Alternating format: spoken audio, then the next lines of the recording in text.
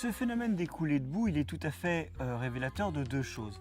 La première, c'est que quand on regarde leur structure, en fait, on voit un réseau hydrographique qui a été nié par l'aménagement agricole et par le reboisement.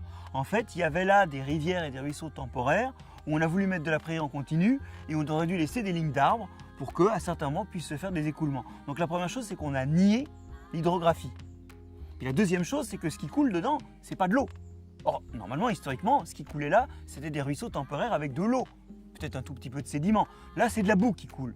Et ça renvoie au deuxième problème, qui est que nos sols, comme ils sont nus à certaines saisons, eh bien, ou alors qu'ils sont couverts d'une végétation faite d'une seule espèce, avec rien sur le sol entre les pieds de blé ou les pieds de chou, eh bien, à ce moment-là, le sol, il est plus facile à emmener. Et en plus, comme il manque de matière organique, qui est une sorte de colle, il manque de la structure qui lui permettrait de résister, pas couvert, déstructuré. Ce sol, il part avec l'eau. Et donc, ce qui s'écoule dans ce qui furent des ruisseaux temporaires, c'est pas de l'eau, mais maintenant, c'est de la boue.